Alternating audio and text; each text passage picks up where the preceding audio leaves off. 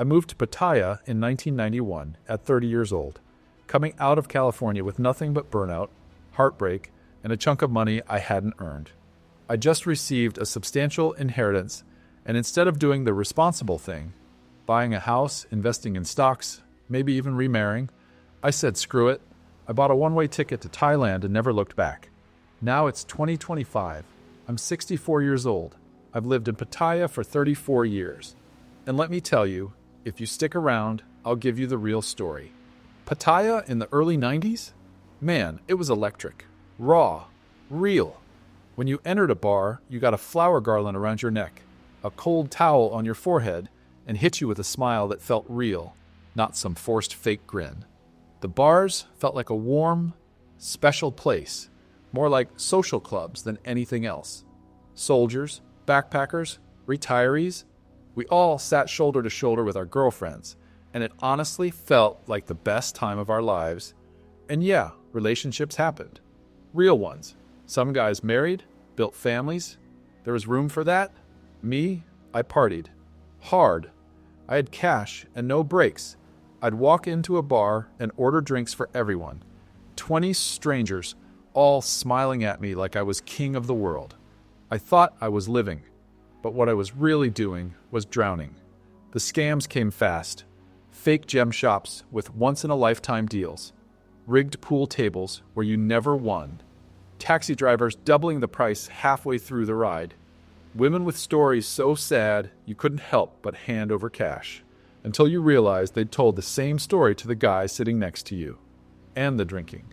God, I'd wake up with no wallet, no memory, sometimes no shoes. Blackouts weren't rare. They were normal. I was losing myself one beer at a time. The fall, rock bottom in the 2000s. By the early 2000s, the cracks weren't just showing. They were splitting me open. My money was draining. My health was shot. Mentally, I was fried.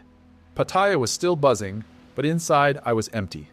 I remember one night, if you can even call it a night, I was sitting on the beach, half a bottle of cheap Thai whiskey in my hand, staring at the water. Tourists were laughing somewhere behind me. Music was pounding in the distance, but I felt like the loneliest man in the world. Life has a twisted way of handing you what you need when you least deserve it. Her name was Fawn. She wasn't from the bar scene. She was working in a small restaurant from Udon Thani, just trying to make a living. She didn't see me as some cash machine. She saw the mess I was, the burnout, the broken man behind the jokes. And for reasons I still don't fully understand, she stayed. We got married, had kids. Suddenly, I wasn't just some drunk foreigner in Pattaya. I was a husband, a father, a man with responsibilities bigger than his hangovers. Fawn grounded me. She didn't let me sink back into the chaos. She gave me something real to fight for. With a family to feed, I had to get serious. No more living off inheritance. My first attempt? A bar. Of course, everyone thought they could run a bar in Pattaya. I was no different. I poured money into it, and you know what happened? Friends drank for free, partners skimmed off the top, staff walked out with cash. It collapsed. Next, Fawn and I opened a guesthouse. Smaller, quieter, more manageable, and that one worked. Slowly, brick by brick, we built something real. But scams didn't stop coming. A contractor took money for a swimming pool, left us with a hole in the ground. A lawyer promised to handle licenses, vanished with the cash. An old buddy from California pitched me on an investment, then disappeared like smoke. I toughened up, learned to say no, learned that in Pattaya, survival means hard skin and sharper instincts. And then, COVID. You want to talk about fear? Picture Pattaya with no tourists, no nightlife, no planes, just shuttered bars and empty beaches. A ghost town. Our guest house had zero income. Bills piled up. I had a family depending on me. I thought, this is it. This is how I lose everything. But Fawn, God bless her, came up with the idea that saved us. We converted the guest house into ASQ housing for tourists who had to complete their 14-day, 15-night quarantine before they could even set foot in Thailand. While businesses all around us died, we survived. Barely, but we did. Now it's 2025. Pattaya is alive again, but it's different. The warmth I felt in the 90s, the human connection, it's mostly gone. Now it's about pressure, spend more, buy more rounds. Everything feels transactional. It's louder, flashier, shinier, but emptier. Do I miss the old days? Absolutely. But I also know they almost killed me. Today I'm sober. I don't touch alcohol. I'm financially stable. My kids are in university. My marriage is strong. And me? I'm not the reckless 30-year-old who landed here with cash to burn. I'm a man shaped by this city. Scarred, humbled, but stronger. You know, looking back on it now, I realize I didn't just move to Pattaya, I let it rebuild me. Or maybe I should say, I let it break me first, and then piece by piece, it forced me to rebuild myself. The funny thing about Pattaya is this: it never hides what it is.